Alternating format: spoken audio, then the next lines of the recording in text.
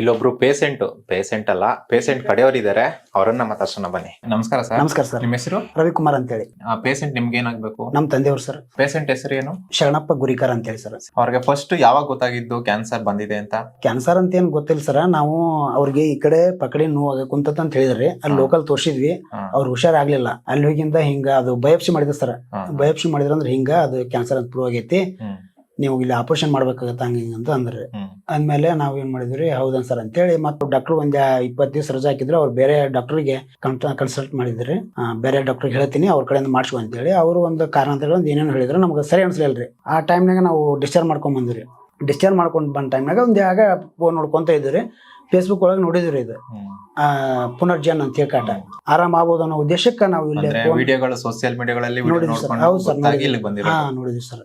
Niranjan sir ಅವರು ಇದ್ರ ಬಗ್ಗೆ ವಿಡಿಯೋ ಮಾಡಿರಲ್ಲ ಸರ್. ಅದೆಲ್ಲ ನೋಡ್ಕೊಂಡು ನಾವು ಆ ಕಾನ್ಫಿಡೆಂಟ್ ಮ್ಯಾಗ ನಾವು ಇಲ್ಲಿ ಬಂದ್ವಿ. ಎಷ್ಟನೇ ಸ್ಟೇಜ್ ಅಲ್ಲಿ ಇದೆ ಅಂತ ಏನಾದ್ರು? 4ನೇ ಸ್ಟೇಜ್ ಅಂತ ಹೇಳಿ ಸರ್. ಬೇರೆ ಇವಾಗ ನಿಮ್ ತಂದೆಯವ್ರನ್ನ ಬೇರೆ ಬೇರೆ ದೊಡ್ಡ ಹಾಸ್ಪಿಟಲ್ ಗಳಿಗೆ ಕರ್ಕೊಂಡು ಹೋಗ್ಬೋದಿತ್ತು, ಬಟ್ ನೀವು ಇಲ್ಲಿ ಪುನರ್ಜನಿಗೆ ಬರ್ಬೇಕು ಅಂತ ಏನಕ್ಕೆ ಅನ್ನಿಸ್ತು? ಇಲ್ಲಿ ಆಪರೇಷನ್ ಇರ್ಲಾರ್ದ ಟ್ರೀಟ್ಮೆಂಟ್ ಸಿಗುತ್ತಲ್ಲ ಸರ್, ತ್ರಾಸ್ ಕಡಿಮೆ ಆಗುತ್ತಲ್ಲ, ಅವ್ರಿಗೆ ಇನ್ನೂ ಅನ್ನೋದು ಕಮ್ಮಿ ಆಗುತ್ತಲ್ಲ.